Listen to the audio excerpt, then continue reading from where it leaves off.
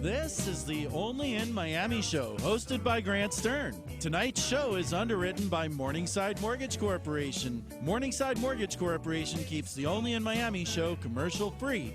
You can find them online at www.morningsidemortgage.com. That's www.morningsidemortgage.com.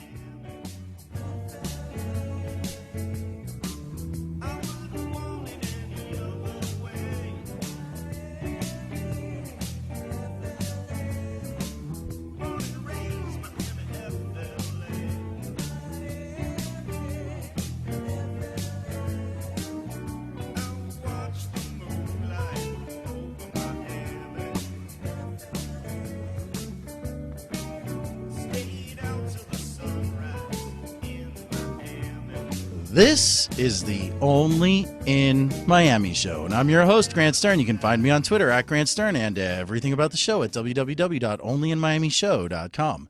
iTunes, podcast, SoundCloud, and a whole lot more. Check it out at onlyinmiamishow.com. Well, if you're tuned in, relax, take your shoes off in the car, and stick around. We have an exciting show planned for you. We have the president of Miami's FOP, that is the Miami Police Union. His name is Javier Ortiz, and he is going to be in the studio with us for the entire 7 o'clock hour discussing the many issues that confront police in America today and in our city in particular. And then at the top of the 8 o'clock hour, we'll have Houston Cypress from the Love the Everglades movement, a visitor from Fat Village up in Fort Lauderdale, a rare Fort Lauderdale appearance on the Only in Miami show. And we have a special appearance from Telekinetic Walrus. The Time Zookeeper will be in at 8:20. And rounding out the evening, JJ Colagrande will have a special guest, so stay tuned. But this is the part of the show where I get a few minutes to speak directly to you, the audience, about issues that concern us in Miami-Dade County and beyond, or sometimes just citywide. But this time, I'm here to speak to you about the No Walmart in Midtown campaign.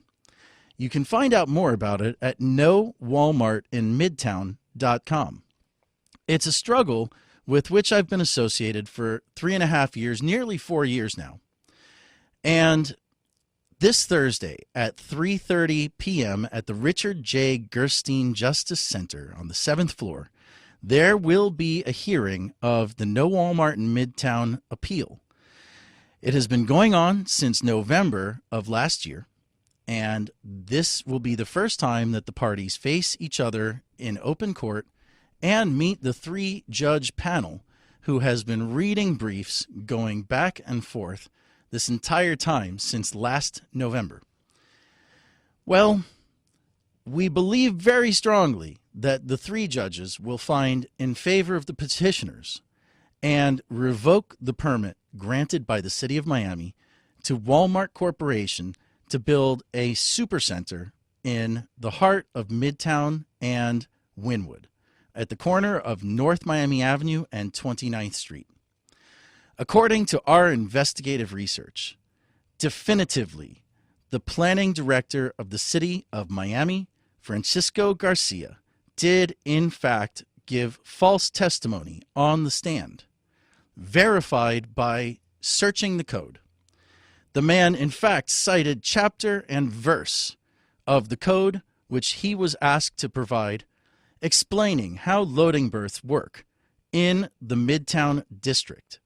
We are talking about the arcana of zoning, but for our public officials who, under our county charter, are required absolutely to be truthful by statement or omission, he was required on the stand to look it up, to get it right. He is an expert witness. Expert witnesses who are on the public payroll have a duty of honest service to us as citizens, not just morally, not just ethically, but under the Miami-Dade County Home Rule Charter, which can be found online with a simple Google search. It is unfortunate that the city of Miami allowed their decision to be poisoned by a staff member creating a fiction where fact would have sufficed. If you'd like to find out more online, you can check the hashtag #NoWalmartInMidtown or go to the domain www.nowalmartinmidtown.com. And we'll be right back. This is the Only in Miami show.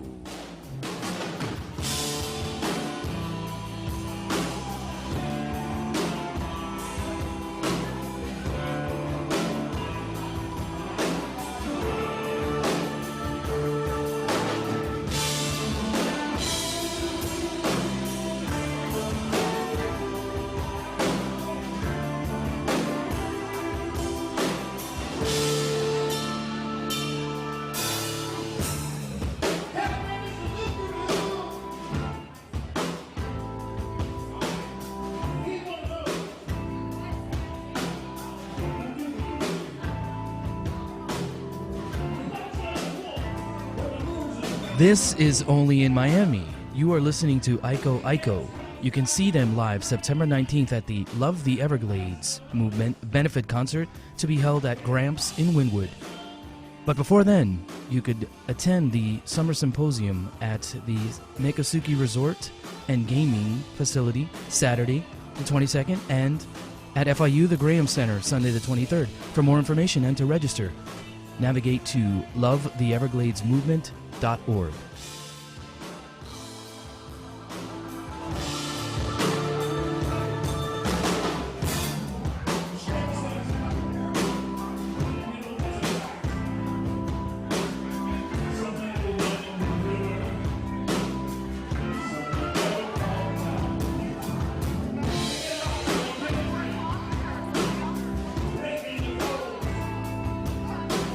Oh, welcome back.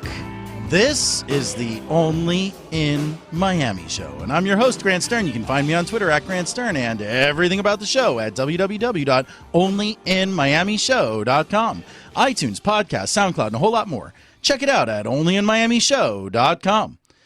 And I'd like to welcome to the studio Miami's Fraternal Order of Police President, Javier Ortiz. Javier, thank you so much for joining us in the studio tonight. And thanks for having me on your show. So, Javier, tell our audience a little bit about what you do with the FOP in the city of Miami. Well, I'm presently employed by the Miami Police Department, but I'm right now detached, and I'm the president of the Fraternal Order of Police.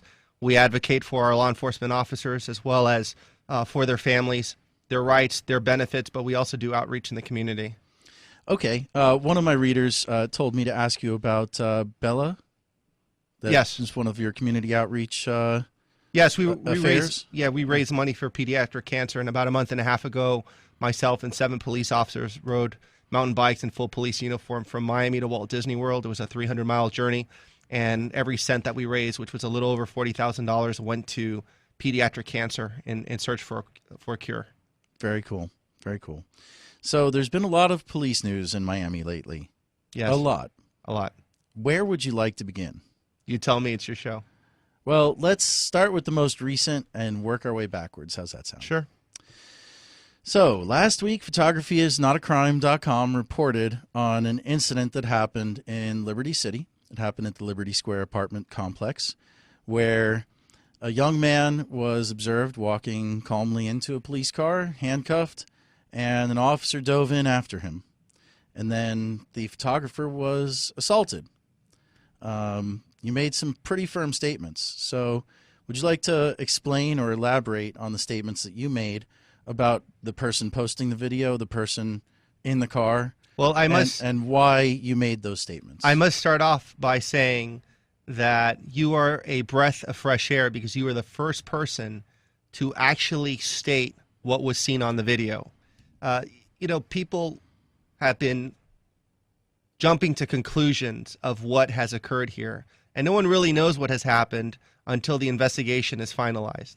I have received some negative attacks regarding the female saying that she was assaulted. I'm not aware of that. The investigation is going on, but I will say this. The female was definitely assaulted. Well, we don't. Who did it is not immediately apparent from the video that's been making its way around the internet. Right. We don't know who, but I will say this.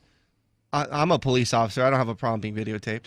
As a matter of fact, there's photographs out there of me using force, which there was, and I can provide you with a photograph. It was actually taken by the Associated Press.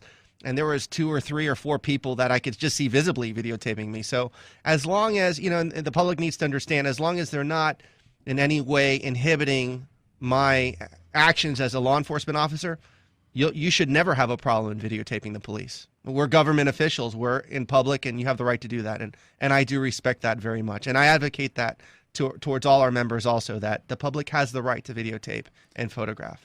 So what about this specific incident? How can you comment? Because there was a Washington Post story, and I'll just read the headline of the story. Woman who posted video of officer punching a suspect becomes target of Miami police union. Well, first of all, I guess the subject line or the headline says punched. Nowhere does it show, or there's no proof that this subject was ever punched. And so when you say that, we just want the investigation to come through. And if you read my press release in which... Well, is it clear to say that the subject was battered? There was certainly physical contact that must have occurred. I would not say that he was battered. I wouldn't say that he was battered. We don't know if he tried to spit on the police officer. We don't know what that interaction was. What I can see on that video is right before the officer takes some action, you can see that the officer is somewhat surprised. He is startled by something. So that something is what needs to be explained. Well, if you watch the video closely, the officer first swings his hand into the vehicle, then jumps in. Correct. I saw that too. Yeah. So is that acceptable behavior under any circumstance? Absolutely. If somebody says that they're going to spit on me, I don't want to go home with a communicable disease. Or if someone is threatening that they're going to bite me. I mean, there are so many different past incidents involving handcuffed suspects that have bit police officers, that have had communicable diseases. We've had police officers that have been killed by handcuffed suspects. So because they're in handcuffs. But did the officer create danger for himself by sticking around after the suspect had entered the car? And further, if there was some sort of threat, why didn't he just close the door? I mean, isn't that like a miniature jail cell back there? Well, because he might be posing a threat to himself, meaning the subject. And just because you have the door open,